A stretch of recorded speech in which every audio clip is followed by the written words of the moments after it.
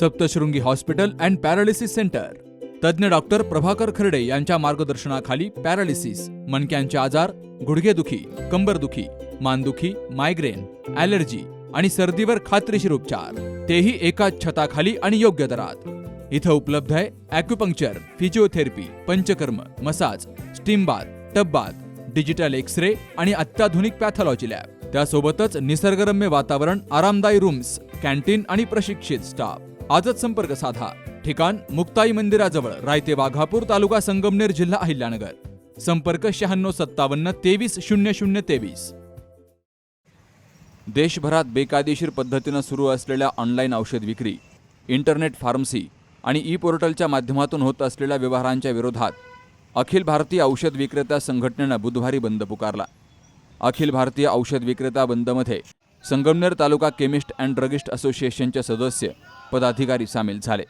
यावेळी त्यांनी प्रांत कार्यालयावरती मोर्चा काढला. संघटनेच्या वतीनं प्रांताधिकारी कार्यालयाला निवेदन दिलं गेलंय. ऑनलाईन औषध विक्रीमुळे पारंपरिक औषध विक्रेत्यांपुढे मोठं संकट उभं राहिलं असून ग्राहकांच्या आरोग्याचाही गंभीर प्रश्न निर्माण होतोय, असा आरोप चैतन कर्डिले यांनी केलाय. ऑनलाईन विक्री चालू आहे ती पूर्णपणे बेकायदेशीर आहे. अन्न व औषध प्रशासन कायदा 1947 यामध्ये कोणतीही प्रोव्हिजन नाही.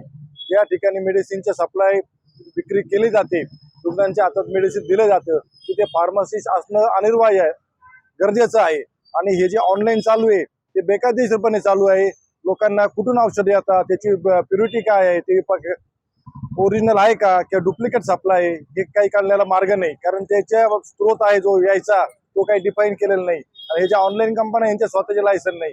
माल हा परस्पर दिला जातो आणि त्याच्या कोणत्याही चिठ्ठीची, प्रिस्क्रिप्शनची त्याला गरज पडत नाही. त्यामुळे तरुण मुला-मुली यांच्याकडे नशेची औषधं, MTP किट, गर्भपाताची औषधं किंवा H1 ड्रग आहे हे खुलेआम विकले जातात. त्याला कोणतेही पायबंद नाही. त्यामुळं समाजाच्या आरोग्यावर परिणाम होऊ शकतो, नशेचा व्यापार होऊ शकतो. त्यासाठी आमचं असं म्हणणं आहे की हा जो बेकायदेशीर व्यवहार चालू आहे तो बंद झाला पाहिजे व सर्व केमिस्ट लोकांना एका समान डिस्काउंटमध्ये माल मिळाला पाहिजे. ज्या कॉर्पोरेट कंपन्यांच्या चेन्स आहेत त्यांना कंपन्या 30%, 40% मार्जिन देतात आणि जे सर्वसामान्य केमिस्ट आहे भारतातले 12.5 लाख त्यांना फक्त 20% मार्जिन आहे. 20% मार्जिन आणि 40% मार्जिन त्याच्यात कॉम्पिटिशन कसं होणार? आपला समाज, देश सुदृढ स्वतःच्या पायावर उभा करायचा असेल तर सर्व व्यापाऱ्यांना जागता आलं पाहिजे. इथं फक्त 12.5 लाख केमिस्टचा प्रश्न आहे, तर प्रत्येक दुकानात 10, 20, 40 माणसं आहेत. असे 70, 80 ते 1 कोट कुटुंबाचा हा प्रश्न आहे. त्यामुळं आमची मागणी आहे की ऑनलाईन व्यापार हा बंद झाला पाहिजे आणि सर्वांना एकाच भावामध्ये औषधं मिळाली पाहिजे. अखिल भारतीय औषध विक्रेता संघटनेनं इंटरनेट फार्मसीच्या माध्यमातून सुरू असलेल्या औषध विक्री विरोधात यापूर्वीही केंद्र सरकार, संबंधित मंत्री आणि प्रशासकीय अधिकाऱ्यांकडे अनेक वेळा निवेदनं दिली होती. मात्र शासनाची भूमिका नकारात्मक असल्याचा आरोप करत अखिल भारतीय स्तरावर बंदचं आवाहन केलं गेलं. संगमनेर तालुक्यातील औषध विक्रेते या बंदमध्ये सहभागी झाले. संघटनेचे अध्यक्ष महेश अभंग आणि सचिव अजित येवले यांच्यासह मेडिकल चालक यांची यावेळी हजेरी होती.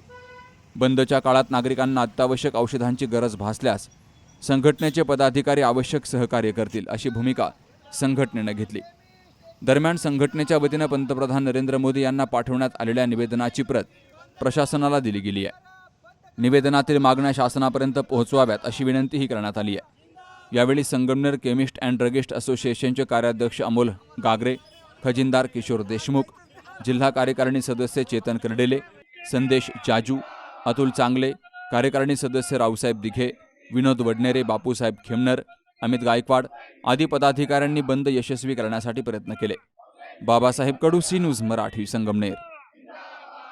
सुनबाई, आजही चहा काल सारखाच बनव. अगं, कोणती नवीन चहापत्ती आणली आहेस का? काय ग, कालच्या चहाचं रहस्य काय आहे? प्रत्येक चांगल्या चहासाठी आवश्यक आहे राजहंस दूध. चहापत्ती तीच, फक्त दूध नवीन. तुम्ही फक्त दूध बदला. राजहंस दूध आणा आणि असा मस्त चहा बनवा.